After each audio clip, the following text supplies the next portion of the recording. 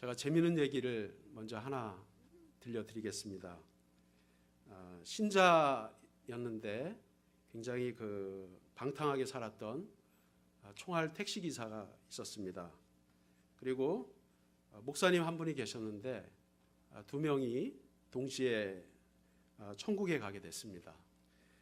목사님은 이제 자신이 총알 택시 기사보다 훨씬 칭찬을 들을 거라고 이렇게 생각을 했습니다. 그런데 이제 하나님이 이렇게 두 사람을 앞에 두고 총알 택시 기사한테는 정말 잘했다, 내가 칭찬할 만하다 이렇게 얘기를 했는데, 목사님에게는 그냥 수고했어 그렇게 한마디로 끝났대요. 그래서 목사님이 너무 좀 이렇게 섭섭하셔가지고 하나님께 물어봤답니다. 하나님, 왜 우리 총알 택시 기사보다 저를 이렇게 더 많이 칭찬을 해주셔야 되는데 왜 제게 그렇게 가혹하게 대하십니까? 이렇게 물어보니까 하나님께서 이렇게 말씀하셨대요. 너는 늘 사람을 졸게 했지만 이 사람은 늘 기도하게 했느니라. 제가 오늘 아침에 이렇게 얘기를 해서 과연 웃을까 안 웃을까 우리 집에 애들한테 했는데 대성공이었어요. 자, 이번에 우리 13명의 우리 자녀들이 중국에 단기 선교를 갔습니다. 무엇보다도 감사한 것은 저희 가정이 오랫동안 사역했던 그곳에 가서 저희들이 전도하기 위해서 열심히 씨를 뿌렸던 아이들을 또 만나고 영어를 가르쳐주고 또 함께 했던 그러한 시간이 아니었나 이렇게 생각을 합니다. 단기 선교 갔다 온 우리 자녀 중에 한 명이 이런 간증을 했습니다. 미국에 있을 때는 살아계신 하나님을 만나고 믿었습니다. 그런데 중국에 오니까 이곳에도 과연 하나님이 계실까 하는 걱정이 되었다라고 합니다. 수많은 사람들이 기도를 하는데 과연 내가 드리는 이 기도가 하나님이 과연 들으시고 받으실까라는 걱정이 되었대요. 그런데 중국에 와서 보니까 여전히 하나님은 살아계시고 나의 기도를 들으시고 응답하시는 목소리, 또 우리의 작은 목소리도 들으시는 그 하나님을 알게 되었다라고 하는 그런 간증을 들으면서 은혜가 되었습니다.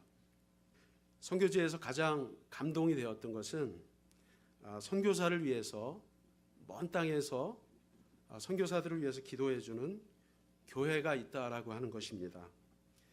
교회의 기도는 선교사들에게 또 영혼들을 향한 열정과 능력 있는 사역들을 할 수 있도록 하는 힘이 있습니다. 그래서 교회의 기도는 굉장한 파워가 있습니다. 그리고 교회의 기도를 들으시는 하나님은 그 기도를 들으시고 또 우리를 위해서 또 선교 지역의 영혼들을 위해서 하나님은 또 오늘도 일하고 계시는 것입니다. 그래서 사단은 언제든지 교회를 공격합니다. 그래서 같이 기도하지 못하게 하고 분열하게 하고 또 서로 비판하게 하고 또 목사님을 비판하고 교회를 비판하는 그렇게 합니다. 그래서 결국에는 기도하지 못하도록, 하나님이 일하지 못하도록 그렇게 합니다. 사도 바울은 데살로니가 전서와 여러 서신서에서 교회를 향한 그런 생각을 썼습니다. 그 중에 중요한 것이 뭐냐 하면 교회는 하나님 아버지와 우리 주 예수 그리스도 안에 있는 교회라는 것입니다. 그래서 글로벌 교회도 하나님 아버지와 예수 그리스도 안에 있는 교회입니다. 그래서 우리 교회가 비록 작을지라도 이 교회는 파워가 있습니다. 우리가 만나서 기도할 때, 우리가 만나서 하나님 앞에 찬양할 때 하나님은 이곳에 계시고 우리의 기도를 받으시고 우리의 찬양을 오늘도 받으시는 겁니다. 제가 중국에 사역할 때 고량이라고 하는 그 형제가 있었습니다. 북경의 유명한 인민대학교와 인민대학원을 나와서 정말 훌륭한 그런 사회 인재가 되기 위해서 그러니까 좋은 대학교를 나왔던 그런 친구가 있었습니다. 어느 날 이제 저희가 이제 예배를 드리고 있는데 그 형제가 왔습니다. 그리고 그 형제 친구 한 명이 왔는데 그 친구는 회족이고 또 모슬렘을 믿는 친구였습니다. 근데 이제 와서 예배를 드리는데 그 친구는 기도도 하지 않고 예배도 이렇게 제대로 안 드리고 찬양도 안 부르고 그리고 가끔가다 이렇게 그 핸드폰을 들고 사진을 찍는 거예요. 제 얼굴도 찍고 또 예배 드리는 사람 찍고 그래가지고 제가 굉장히 마음이 불쾌했습니다. 왜냐하면 이렇게 예배 드리는 것도 몰래 예배를 드리는데 이 친구가 어디 가서 또 그 선교사들을 신고하지 않을까라는 그런 두려움이 생겼습니다. 그래서 언제는 막 이 친구가 좀 안 나왔으면 좋겠다라는 그런 생각까지 한 적이 있습니다. 그래서 제가 이래서는 안 되겠다라고 생각하고 한국에 있는 교회와 여러 교회들에게 기도 부탁을 했습니다. 제가 이런 사람들이 나오는데 좀 담대하게 이렇게 예배도 인도하고 그 사람들을 잘 인도할 수 있도록 제게 능력을 주십시오라고 기도 부탁을 했습니다. 그런데 어느 날부터 우리 회족 친구가 기도도 하고 또 찬양도 따라 부르고 그리고 저를 이렇게 형님처럼 잘 모시게 됐습니다. 그리고 맛있는 양고기도 사주고 그래서 정말 좋은 관계가 돼서 하나님의 교회의 기도는 정말 강력하구나라는 그런 생각을 했습니다. 어느 날 그 고량 형제가 하루는 이제 대학원을 졸업하고 취업을 준비하면서 공산당 당학교에다가 서류를 넣겠다라고 했습니다. 근데 이제 당학교는 보통 나이가 많이 든 그런 사람들을 많이 뽑고 한번 들어가면 완전 철밥통이라서 나오질 않습니다. 그러면서 저를 찾아와서 이렇게 얘기하는 겁니다. 형님, 제가 당학교에 정말 들어가고 싶은데 돈도 없고 다른 사람들은 다 돈 싸들고 와서 어떻게 하면 들어갈까라고 이렇게 하는데 저는 돈이 없습니다. 그리고 아는 백도 없습니다. 형님 저를 위해서 좀 기도해 주십시오라고 그렇게 부탁을 했습니다. 제가 이렇게 들어보니까 공산당 당학교 청소부까지 그 공산당 고관들 소개로 들어가게 돼서 이렇게 뒷돈을 주고 들어간다라고 이렇게 듣게 되었습니다. 그런데 어느 날 이제 주일날 같이 예배를 드리면서 같이 기도하면서 제가 그 형제에게 선포하고 싶은 그런 마음의 감동이 왔습니다. 그래서 고량이 네가 하나님을 믿으면 하나님의 큰 역사를 보여줄 것이다. 아멘. 이렇게 얘기했습니다. 그리고 나서 그 친구가 서류를 집어넣고 진행을 했는데 몇 주 후에 합격 통지서를 받게 되었습니다. 당시에 이 일이 우리에게 굉장히 중요한 일이었기에 우리 선교사님들과 또 아는 교회의 형제를 위해서 기도 부탁을 했는데 합격된 후에 제일 먼저 저에게 전화를 했습니다. 원래 자기는 이렇게 합격되면 아버지에게 제일 먼저 전화하는데 너무 감사하고 기뻐서 저에게 먼저 전화한다라고 그렇게 얘기했습니다. 제가 그날 엄청 기뻤습니다. 그리고 감사하는 그런 시간들을 가졌습니다. 하나님은 신실하게 그 형제를 도와주셨고 지금도 당학교에서 열심히 이렇게 일하고 있습니다. 당시 우리 고량 형제는 28살이었고 역대 최연소 당학교 교수로 그렇게 들어가게 됐습니다. 그것도 이제 제일 좋은 하나님 백으로 들어가게 됐으니까 얼마나 감사합니까? 모두가 교회가 선교사를 위해서 기도하니까 놀라운 일들이 그렇게 생기는 겁니다. 어느 선교사님은 이렇게 고백하는 것을 제가 들었습니다. 공기가 안 좋고 또 물이 안 좋고 그런 것도 다 견딜 수 있습니다. 심지어는 배고픈 것도 견딜 수 있습니다. 그러나 아무도 날 위해 기도해 주는 이가 없다고 하면 그것은 정말 견디기 힘든 고통이 될 것입니다. 이렇게 고백하는 것을 들었습니다. 주님은 벳세다 광야에서 많은 사람들, 배고파서 기진해 있는 많은 사람들을 향해서 목자 없는 양과 같다라고 그렇게 말씀하셨습니다. 여러분, 우리 지난 1년 동안 글로벌 교회 모든 셀 모임 가운데 가장 큰 축복은 우리들의 사랑하는 지체들의 이름을 부르면서 함께 기도하는 시간이 아니었나라는 생각을 합니다. 여러분, 아무도 기도해 주는 사람이 없는 그 사람, 이 사람은 영적으로 가장 불쌍한 사람입니다. 주님이 말씀하신 목자 없는 양과 같은 그러한 삶이 되는 것입니다. 여러분, 오늘 우리가 말씀을 보면 교회가 위기를 맞을 수 있습니다. 우리 가정도 위기를 맞을 수 있습니다. 우리 사업장도 역시 위기를 맞을 수 있습니다. 교회는 사도행전 12장 1절에서 5절까지 말씀을 통해서 죽음 앞에 서 있는 사역자 베드로, 그를 위해서 하나님 앞에 간절히 기도했다라고 말씀하고 있습니다. 여러분, 1절을 같이 보겠습니다.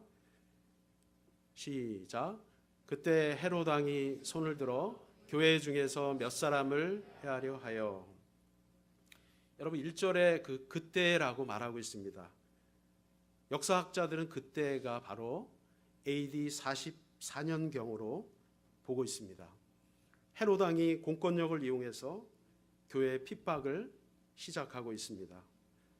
맨 먼저 교회의 리더였던 야고보를 죽이고, 그리고 나서 베드로를 죽이기 위해서 잡아들였습니다. 헤롯은 친유대인 정책을 써서 유대인의 환심을 사기 위해서 계속해서 교회를 핍박하고 사역자들을 잡아들이기 시작했습니다. 여러분, 제가 중국에 사역하는 동안 대통령이 한 2번, 3번 바뀌었습니다.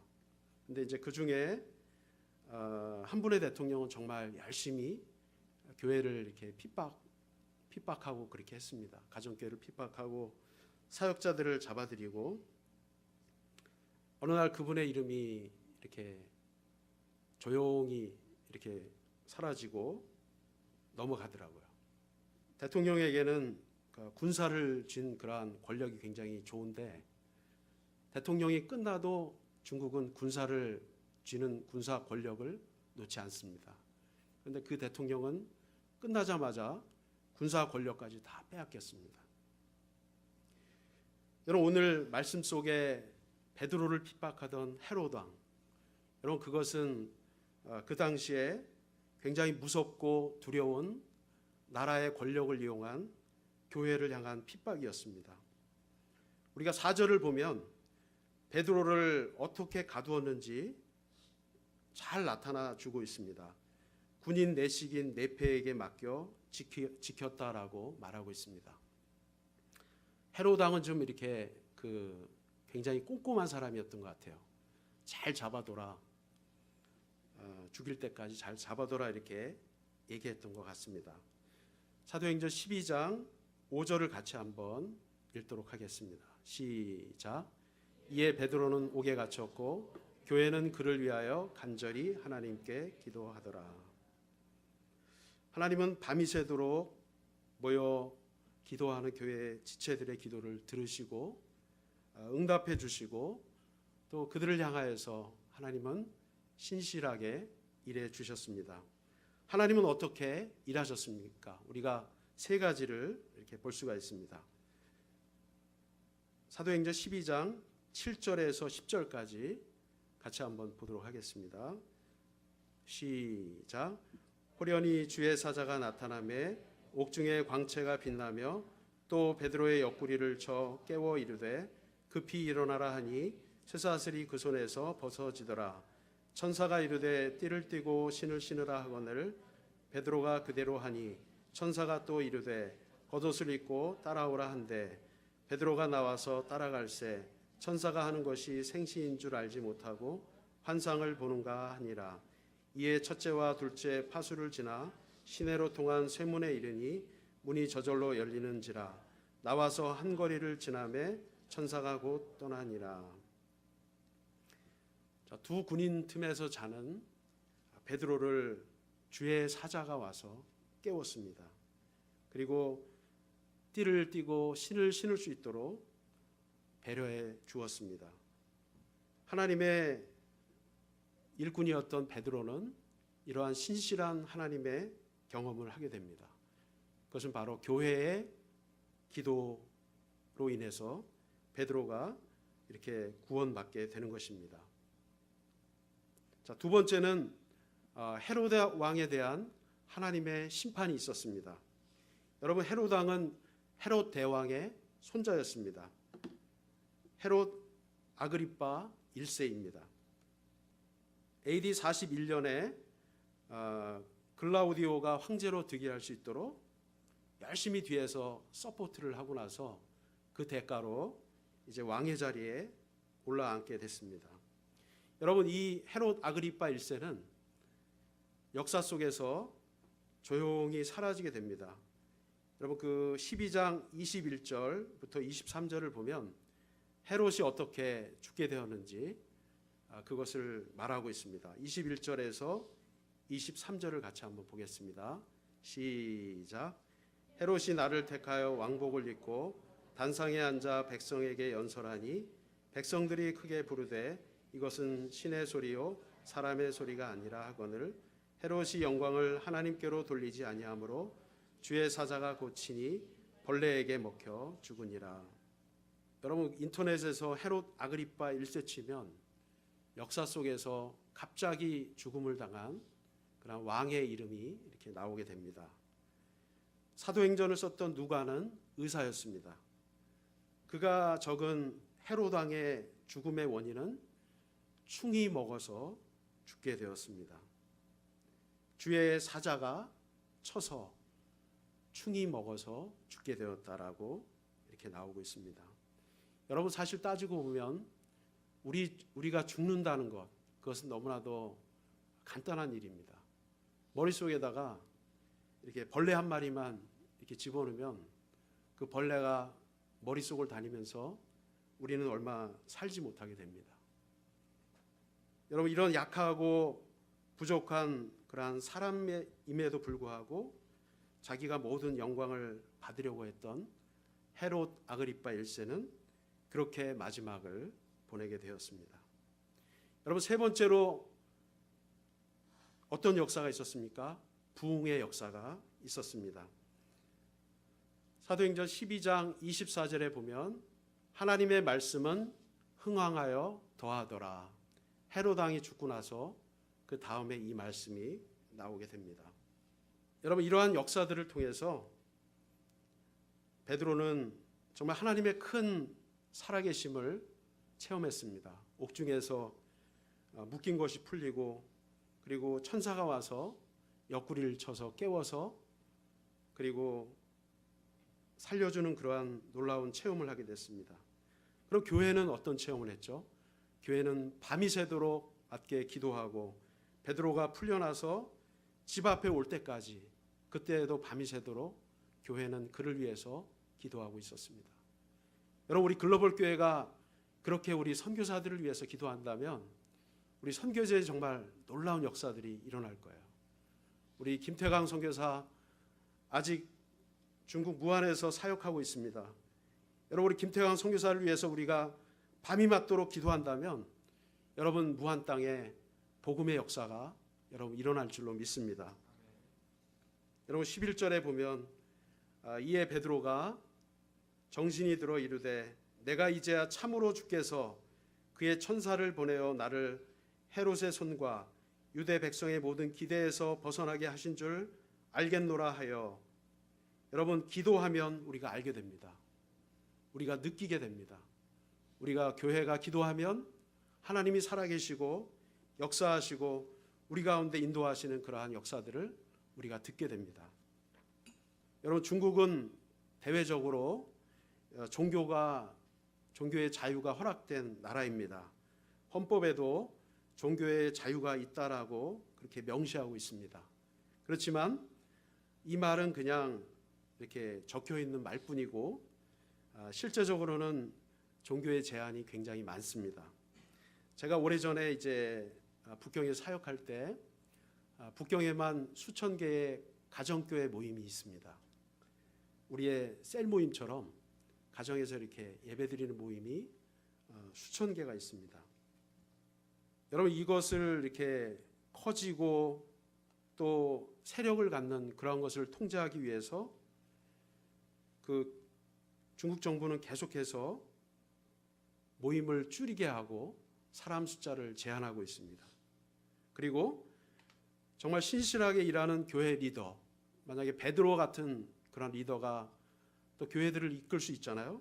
그럼 그런 리더가 나오면 경제법을 적용시켜서 사회적으로 매장시키고 사역을 할 수 없도록 그렇게 만들고 있습니다.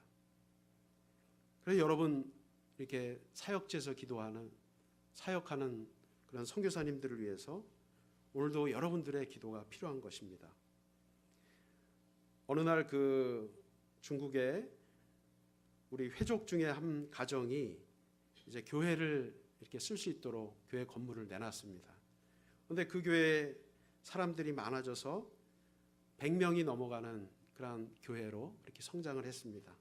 그런데 어느 날 이제 종교국에서 찾아와서 모임을 5개로 나누라고 이렇게 얘기를 했습니다. 성도님들은 열심히 마음을 모으고 기도하고 또 하나님의 선하신 뜻이 어디 있나라고 그렇게 기도하기 시작했습니다. 여러분, 그 모임은 4-5개로 나눠졌지만 나중에 그 4-5개의 모임에서 리더들이 생겨나기 시작했습니다. 여러분, 우리 셀 모임도 그렇지 않나요? 처음에는 우리가 모임 하나로 이렇게 시작했다가 또 2개로 나눠졌다가 이제 3개로 나눠지면서 또 그 가운데 우리 신실한 리더들이 이렇게 세워지잖아요. 우리 생각으로는 잘 안 될 것 같다, 힘들 것 같다 이렇게 되지만 우리가 기도할 때, 교회가 기도할 때 이러한 일들이 가능하게 된 것입니다. 여러분, 우리나라도 그러한 교회가 기도해서 정말 응답받은 그러한 역사가 있습니다. 여러분, 6.25 전쟁 때 북괴군은 남한 전역을 점령했습니다. 그리고 낙동강 최후 방어선 그런 위기가 있을 때였습니다. 이승만 대통령은 그 목사님들을 다 모아놓고 부산 도지사관으로 불렀습니다. 그리고 부탁을 했습니다. 목사님들, 우리 한국은 지금 굉장한 어려움에 직면해 있습니다. 그리고 지금은 장마철이라서 매일같이 비가 올 때입니다. 그런데 지금 비가 오지 않아야 우리 비행기가 떠서 낙동강 유역의 적의 진지를 폭격해서 우리가 살 수 있습니다. 기도해 주십시오. 비가 오는 날이면 적군이 낙동강을 건너고 우리나라는 완전히 공산당이 지배하는 나라가 될 것입니다. 지금 이 순간에 우리가 의지할 곳은 하나님밖에 없습니다. 기도해 주십시오라고 대통령이 부탁을 했습니다. 그때 목사님들이 부산 중앙교회에 모여서 일주일 동안 금식 철야하면서 기도했습니다. 여러분, 결과가 어떻게 됐을까요? 장마철임에도 불구하고 20일 동안 비가 오지 않았습니다. 해가 쨍쨍 떴습니다. B-29 폭격기가 매일 낙동강가에 그쪽 근처에 있던 적의 진지들을 폭격하고 인민군들은 다 해산하게 되고, 그리고 유엔군이 반격을 하고 인천 상륙작전이 시작이 되고 적들을 몰아내고 우리나라가 회복되게 된 것입니다. 여러분, 우리가 하나님의 사람들, 하나님의 교회가 기도할 때 하나님은 일하십니다. 그리고 하나님은 가슴이 뛰시고 무엇을 도와주실까? 우리를 향하여서 그 사랑을 반드시 보여주십니다. 여러분, 우리 목사님 지금 인도에서 사역을 하고 계시죠? 여러분, 우리의 기도가 절실히 필요합니다. 여러분, 우리가 여러분 시간 날 때 여러분 무릎 꿇고 목사님 사역을 위해서 기도하셔야 됩니다. 우리가 같이 기도할 때 하나님은 그곳에 오늘 베드로에게 보내주셨던 그 천사를 보내주셔서 인도에 하나님의 성령의 역사들을 일으키는 줄로 믿습니다. 여러분, 2차 세계대전 때 영국의 정예부대 30만 명이 프랑스 해안이었던 덩커크에서 독일의 기계화 부대 앞에서 포위되어서 끝날 지경에 이르렀습니다. 여러분, 이때 1940년 5월 20일에 영국 국왕이 이날을 기도의 날로 정했습니다. 그리고 전 국민이 모여서 함께 기도했습니다. 처칠 수상도 웨스트민스터 대성당에서 하루 종일 하나님께 부르짖었습니다. 그런데 갑자기 장마비가 시작이 되었습니다. 독일의 군대는 비가 억수같이 쏟아지고 그리고 자기들이 자랑하던 모든 탱크가 진흙탕에 빠지기 시작했습니다. 그리고 독일이 최고로 자랑하던 유보트가 파도가 높아서 움직일 수가 없었습니다. 그래서 9일 동안 짙은 안개가 계속되어서 영국과 프랑스 연합군 30만 명이 한 사람도 남김없이 철수하게 됐습니다. 그리고 그 군함과 군대를 재편성해서 아프리카에 투입시켜서 독일을 멸망시키는 중요한 역할을 하게 됩니다. 그리고 1942년과 43년에 독일과 또 이태리가 항복하게 되죠. 하나님의 놀라운 역사 아니겠습니까? 여러분, 우리는 기도했던 히스기야 왕을 기억합니다. 그 당시에 이스라엘에 바벨론과 애국과 에디오피아 연합군을 이겼던 최강의 아수르가 유다를 침공해 왔을 때였습니다. 그 왕은 사네립 왕이었는데 대군을 이끌고 이렇게 쳐들어왔습니다. 그리고 그 부하 랍사게에게 시켜가지고 예루살렘 성에 있던 히스기야 왕에게 편지를 보냈습니다. 지금이라도 항복해라. 그리고 하나님의 이름을 모욕하는 그런 편지를 이렇게 보냈습니다. 히스기야 왕은 그때 이사야 37장 3절에 이렇게 고백하고 있습니다. 오늘은 환난과 책벌과 능욕의 날이라. 아이를 낳으려 하나 해산할 힘이 없음 같도다. 이렇게 절망스러운 그런 마음을 이렇게 표시했습니다. 그렇지만 히스기야는 그런 어려움 앞에서 굴복하지 않았습니다. 이사야 선지자와 함께 기도하면서 그는 하나님 앞에 나아가서 이사야 37장 14절과 14절에 보면 히스기야 왕이 아수르가 보냈던 그 사네립 왕이 보냈던 그 편지를 가지고 하나님 앞에 내려놓았습니다. 하나님의 성전에서 하나님 앞에 내려놓고 기도했습니다. 하나님, 이 글을 보십니까? 하나님, 이렇게 하나님을 모욕하는 이 사람들을 쳐 주시옵소서. 이렇게 기도하게 됩니다. 이사야서 37장 14절과 15절 제가 읽어드리겠습니다. 히스기야가 그 사자들의 손에서 그를 받아보고 여호와의 전에 올라가서 그 글을 받아보고 여호와의 전에 올라가서 그 글을 여호와 앞에 펴놓고 여호와께 기도하여 이르되. 여러분, 하나님은 어떻게 역사하셨을까요? 하나님은 그 기도를 들으시고 그 왕이 하나님 앞에 전심을 다해서 기도하는 그 소리를 들으시고 하나님께서 도와주셨습니다. 천사 한 명을 보내주셨는데 이사야 37장 37절에 보니까 여호와의 사자가 나가서 아수르 진중에서 18만 5천 명을 쳤으므로 아침에 일찍 일어나 본즉 시체뿐이라. 이렇게 말씀하고 있습니다. 여러분, 천사가 그 가운데 서서 이렇게 손을 들고 이렇게 내리죠. 그럼 18만 5천 명이 다 쓰러지는 겁니다. 여러분, 이게 영화 속의 이야기가 아니라 역사 속에 실제로 있었던 하나님의 놀라운 역사입니다. 여러분, 우리 가정에 어렵고 힘들고 그런 부족한 것들이 있습니까? 여러분, 오늘 히스기야 왕은 정말 억울하고 힘들고 어려웠던 그 편지를 하나님 전에서 내려놓고 하나님 앞에 그 편지를 보여드렸습니다. 여러분, 우리를 힘들게 하는 편지가 있습니까? 우리를 힘들게 하는 빌이 있습니까? 여러분, 그걸 가지고 하나님 전에 내려놓고 하나님께 기도하십시오. 하나님, 이걸 해결해 주십시오. 그러면 제가 하나님의 영광을 위해서 일하겠습니다. 이렇게 여러분 기도해 보십시오. 하나님 도와주시지 않겠습니까?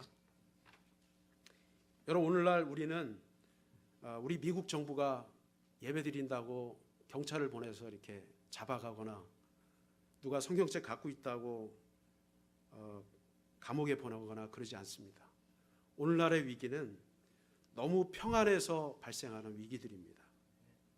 우리 교회가 너무 시설이 커지고 너무나 부요해지고 그렇게 되니까 교회가 하나님을 붙들지 않고 사람의 정치를 하기 시작하고 사람의 생각대로 그렇게 하기 시작했습니다. 여러분, 중국말에 안불망위라는 말이 있습니다. 편안할 때에도 위험을 잊지 아니하고 편안할 때에도 마음을 놓지 않고 늘 스스로 경계한다라는 이 말이 있습니다. 여러분, 우리가 가장 평안할 때, 우리가 먹는 것이 넉넉하고 우리의 살집이 넉넉하고 우리의 자녀들이 잘 되고 있고, 여러분 이렇게 평안할 때 우리가 다시 한번 하나님 앞에 기도하는 그런 시간을 가져야 합니다. 여러분, 선교지는 매일같이 아슬아슬한 순간들이 너무나도 많습니다. 어느 날 함께 일하던 우리의 지체들이 힘들어서 또 우울증으로 선교지를 떠나갈 때도 있습니다. 그리고 정부로부터 핍박을 받아서 또 선교지를 떠나가야 하는 그때도 있습니다. 여러분, 우리가 이러한 때에 의지할 수 있는 것은 바로 교회의 기도입니다. 여러분, 우리가 하나님의 나라를 위해서 우리 모두를 불렀습니다. 우리 글로벌 교회 모든 지체들, 하나님의 나라의 일들을 위해서 여러분 한 가정 한 가정을 불러주셨습니다. 여러분, 우리가 돈 버는 거 굉장히 중요하고 또 우리가 자녀들 키우는 거 굉장히 중요하지만 가장 우리가 먼저 앞세워야 하는 것, 너희는 먼저 그의 나라와 그의 의를 구하라고 말씀하셨던 것처럼 하나님이 원하시는, 하나님이 기뻐하시는 일들을 우리 삶의 삶 속에서 실천하고 살아야 합니다. 그것은 바로 우리가 함께 기도하고 하나님의 뜻이 무엇인지 발견하고 그 일을 하는 것입니다. 여러분, 로마서 8장 26절에는 이와 같이 성령도 우리의 연약함을 도우시나니 우리는 마땅히 기도할 바를 알지 못하나 오직 성령이 말할 수 없는 탄식으로 우리를 위하여 친히 간구하시느니라, 이렇게 말씀하고 있습니다. 여러분, 말할 수 없는 탄식. 여러분, 기도할 때 너무 슬프고 너무 괴롭고 너무 힘이 들 때는 기도가 나오지 않습니다. 탄식이 나옵니다. 그 탄식 가운데 하나님은 그 탄식을 들으시고 성령님도 말할 수 없는 탄식으로 우리를 위해서 간구해 주신다라고 했습니다. 히브리서 4장 14절에서 16절에 보면 부활하신 예수 그리스도는 오늘도 하나님 보좌 앞에 옆에서 우리의 기도를 들으시고 우리의 예배를 받으시고 우리 찬양팀의 찬양을 받으시고 하는 대제사장의 역할을 감당하고 계십니다. 히브리서 4장 14절에서 16절 같이 한번 읽도록 하겠습니다. 시작. 그러므로 우리에게 큰 대제사장이 계시니 승천하신 이 하나님의 아들 예수시라. 우리가 믿는 도리를 굳게 잡을지어다. 우리에게 있는 대제사장은 우리의 연약함을 동정하지 못하실 리가 아니요 모든 일에 우리와 똑같이 시험을 받으신 이로되 죄는 없으시니라. 그러므로 우리는 긍휼하심을 받고 때를 따라 돕는 은혜를 얻기 위하여 은혜의 보좌 앞에 담대히 나아갈 것이니라. 주님은 오늘도 하나님 우편에 계시고 또 우리의 예배를 받으시고 우리의 기도를 들으십니다. 그리고 성령으로 역사하셔서 오늘 한 사람 한 사람과 대화하기 원하시고 기도를 들으시기 원하시고 또 우리 가운데 일하시기를 원하십니다. 여러분, 우리가 살아가고 있는 이 땅, 여러분 인터넷을 보고 뉴스를 보면 우리가 느낄 수 있습니다. 지금이 바로 마지막 때입니다.